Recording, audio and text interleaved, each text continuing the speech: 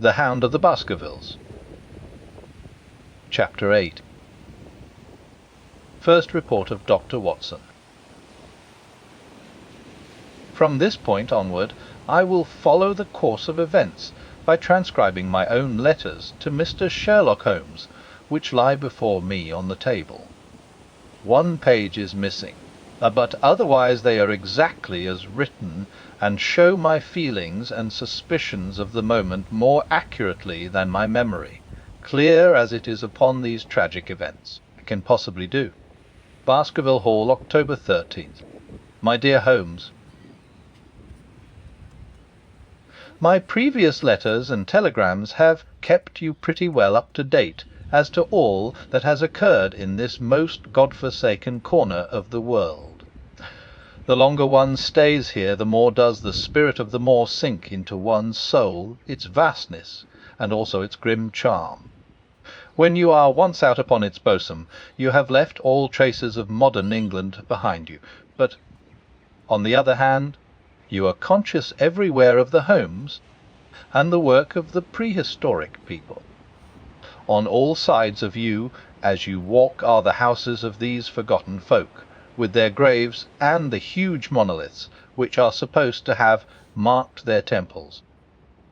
As you look at their grey stone huts against the scarred hillsides, you leave your own age behind you, and if you were to see a skin-clad, hairy man crawl out from the low door, fitting a flint-tipped arrow on to the string of his bow, you would feel that his presence there was more natural than your own. The strange thing is that they should have lived so thickly on what must always have been most unfruitful soil. I am no antiquarian, but I could imagine that they were some unwarlike and harried race who were forced to accept that which none other would occupy. All this, however, is foreign to the mission on which you sent me, and will probably be very uninteresting to your severely practical mind. I can still remember your complete indifference as to whether the sun moved round the earth or the earth round the sun. Let me, therefore, return to the facts concerning Sir Henry Baskerville. If you have not had any report within the last few days, it is because up to today there was nothing of importance to relate. Then a very surprising circumstance occurred, which I shall tell you in due course.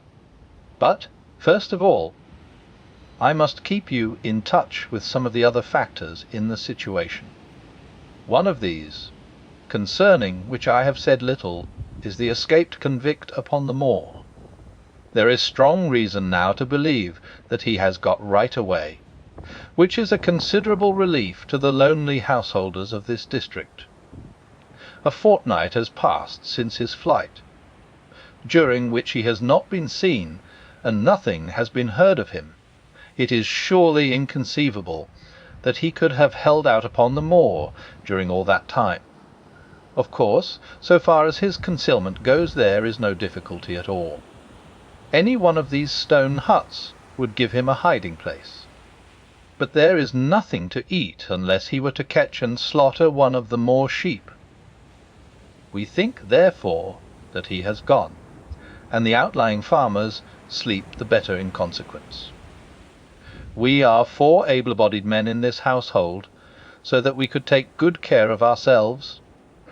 But I confess that I have had uneasy moments when I have thought of the Stapletons. They live miles from any help. There are one maid, an old man-servant, the sister, and the brother, the latter not a very strong man.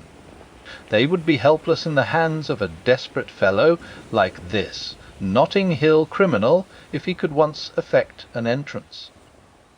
Both Sir Henry and I were concerned at their situation, and it was suggested that Perkins the groom should go over to sleep there.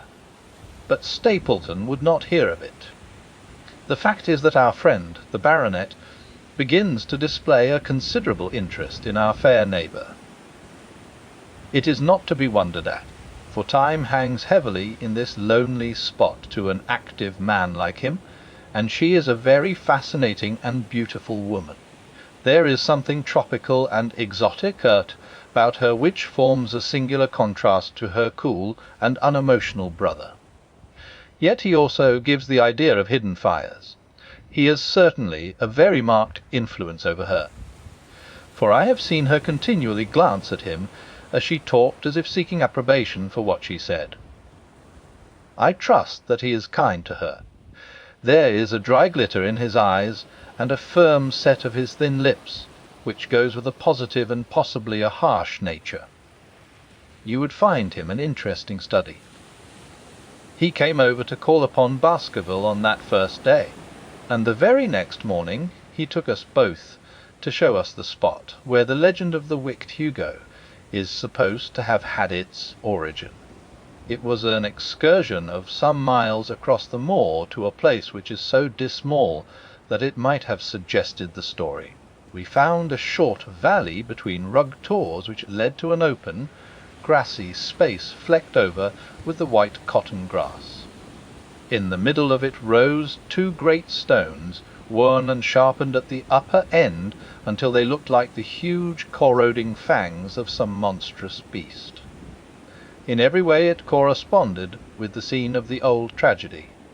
Sir Henry was much interested, and asked Stapleton more than once whether he did really believe in the possibility of the interference of the supernatural in the affairs of men. He spoke lightly, but it was evident that he was very much in earnest. Stapleton was guarded in his replies, but it was easy to see that he said less than he might, and that he would not express his whole opinion out of consideration for the feelings of the baronet. He told us of similar cases, where families had suffered from some evil influence, and he left us with the impression that he shared the popular view upon the matter. On our way back we stayed for lunch at Merripit House, and it was there that Sir Henry made the acquaintance of Miss Stapleton. From the first moment that he saw her he appeared to be strongly attracted by her, and I am much mistaken if the feeling was not mutual.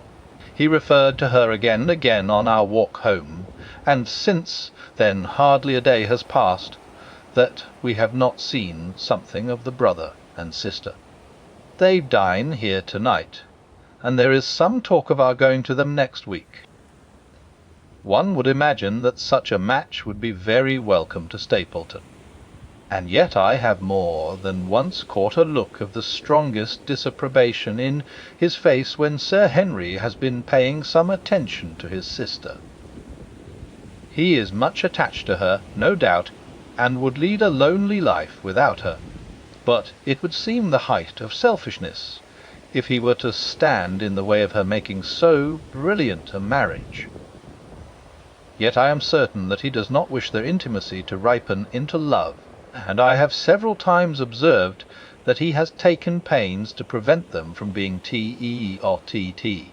By the way, your instructions to me never to allow Sir Henry to go out alone will become very much more onerous if a love affair were to be added to our other difficulties. My popularity would soon suffer if I were to carry out your orders to the letter. The other day, Thursday to be more exact, Dr. Mortimer lunched with us. He has been excavating a barrow at Long Down, and has got a prehistoric skull which fills him with great joy. Never was there such a single-minded enthusiast as he. The Stapletons came in afterwards, and the good doctor took us all to the yew alley at Sir Henry's request to show us exactly how everything occurred upon that fatal night. It is a long, dismal walk, the yew alley between two high walls of clipped hedge, with a narrow band of grass upon either side. At the far end is an old tumble-down summer-house. Half-way down is the moor-gate, where the old gentleman left his cigar-ash. It is a white wooden gate with a latch. Beyond it lies the wide moor. I remembered your theory of the affair, and tried to picture all that had occurred. As the old man stood there he saw something coming across the moor, something which terrified him so that he lost his wits and ran until he died of sheer horror and exhaustion. There was the long, Gloomy tunnel down which he fled, and from what? A sheepdog of the moor, or a spectral hound, black, silent, and monstrous? Was there a human agency in the matter? Did the pale, watchful Barrymore know more than he cared to say? It was all dim and vague, but always there is the dark shadow of crime behind it. One other neighbour I have met since I wrote last. This is Mr. Frankland of Lotter Hall, who lives some 4 miles to the south of us. He is an elderly man, red-faced, white-haired, and choleric. His passion is for the British law, and he has spent a large fortune in litigation. He fights for the mere pleasure of fighting, and is equally ready to take up either side of a question, so that it is no wonder that he has found it a costly amusement. Sometimes he will shut up a right of way and defy the parish to make him open it. At others he will with his own hands tear down some other man's gate, and declare that a path has existed there from time immemorial, defying the owner to prosecute him for trespass. He is learned in old manorial and communal rights, and he applies his knowledge sometimes in favour of the villagers of Fernworthy, and sometimes against them, so that he is periodically either carried in triumph down the village street, or else burned in effigy, according to his latest exploit. He is said to have about 7 lawsuits upon his hands at present, which will probably swallow up the remainder of his fortune, and so draw his sting, and leave him harmless for the future. Apart from the law he seems a kindly, good-natured person, and I only mention him because you were particular that I should send some description of the people who surround us. He is curiously employed at present, for, being an amateur astronomer, he has an excellent telescope, with which he lies upon the roof of his own house, and sweeps the moor all day in the hope of catching a glimpse of the escaped convict. If he would confine his energies to this all would be well, but there are rumours that he intends to prosecute Dr. Mortimer for opening a grave without the consent of the next of kin, because he dug up the Neolithic skull in the barrow on Long Down. He helps to keep our lives from being monotonous, and gives a little comic relief where it is badly needed. And now, having brought you up to date in the escaped convict, the Stapletons, Dr. Mortimer, and Frankland of Lotter Hall, let me end on that which is most important, and tell you more about the Barrymores, and especially about the surprising development of last night. First of all about the test telegram, which you sent from London in order to make sure that Barrymore was really here.